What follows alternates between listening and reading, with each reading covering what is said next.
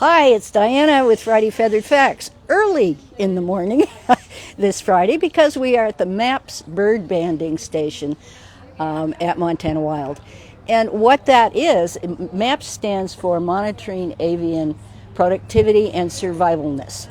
This is a program that started in 1989 and it's continent wide. There have been over 1,200 bird banding stations and 2.5 million birds have been studied. So we are doing, it's the first time that Montana Wild has been involved, so it's pretty kind of exciting. There are 7 days of bird banding going on. Now what happens is, down along the South Shore Spring Meadow Lake, along the Jane Shoal Beasley Trail, there are 10 large mist nets set up for catching birds. These are made out of monofilament line, they're big, and they are nearly invisible.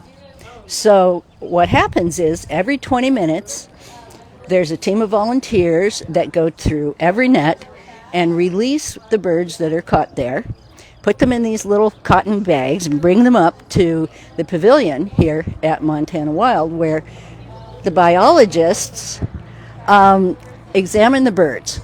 And basically they're looking for gender if they can determine it, whether they've had a previous brood or not. And other things about age.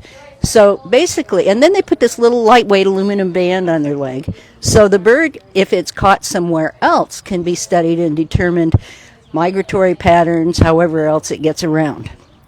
The biologists don't have a bird at this exact moment. We thought they did, but we'll go over here and see what they're doing. They capture the birds and put them in these little cotton bags that are over there on the line that are marked with tape that determine what time the bird was captured. Here we go. Now we have one. Okay. Can you tell us what kind of bird is this and what have you been doing with it? So this is a gray cap bird. So we've been banding this bird, and so this is actually a recapture. So it's a bird we banded last time we were here. So you can see here's a little band. It's got a 9-digit number, much like your own social security number. So no other bird in the world is going to have this. And anytime we catch this bird or when this bird migrates down south, we'll always know that this bird was banded right here. All right, cool. So what can you tell us about gender? Have you found a brood patch? Yeah, so the cool thing about a bird in the hand is we're able to actually get some data that we wouldn't otherwise get by just watching the bird. So this bird has a brood patch of what we would call a 3.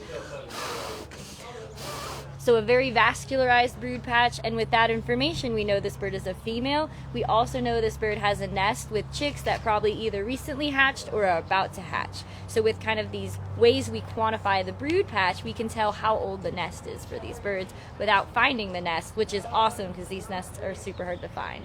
That's cool. So what we also look at is we can look at body condition. So we can look at fat. And this bird doesn't have any fat, but that's to be expected at this time of year because this bird is putting all of its energy right now into nesting. So when this bird is getting ready to migrate, we'll see it kind of build up a fat reserve, kind of like filling up your car with gasoline. And then that's the way that they're going to use that fat reserve as fuel for their migration. Cool. And so we can also use that with weight. We can compare the weight to the last time we caught this bird and see if this bird has gained weight or lost weight. And then lastly, what we do is we age this bird. So what we do is we look for retained juvenile feathers. So oftentimes when birds leave the nest, they leave the nest in a kind of what we call a juvenile plumage. So usually that plumage is it's fairly ratty. It might have some spots or rusty edges, and that helps them blend in. But those feathers, they're grown very quickly to leave the nest, so they tend to have a lower quality. So we look for any sort of feathers that stand out with lower quality. But what we're seeing here is everything looks really nice and even. All the feathers have this nice slate gray edging. And so with that, we can tell that this bird is an older bird. And so with birds, after their second cycle, they replace all of their feathers, and we can no longer see, or after their what we call second year, they replace all their feathers, we can no longer see this juvenile feathers. So we know this bird is called an after second year. So it was born in 2020 or before. All right, cool. So shall we let her go? Yep, I think she's ready to Can go I off. do it? Yeah, for sure. All right, are you ready? Yeah. There she goes. All right, thank you. Yeah, no problem. Let me know if you want more birds. You know, one of the questions that a lot of folks ask is how traumatic is this for the birds? Well, you know, it's bound to be somewhat traumatic. However, this staff takes every precaution to keep the amount of trauma down. The public is invited to be here to learn about this and to watch it, but we're keeping things fairly quiet inside the pavilion where the bird handling is going on.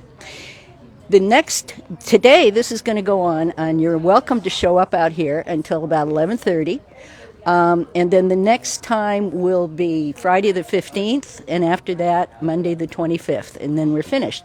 So anytime between 7:30 and 11:30, you're welcome, encouraged to come on out, watch the bird banding, and, you know, see what we're doing out here. So there you go, folks. This is the MAPS station. Thanks for checking in. We'll see you next time.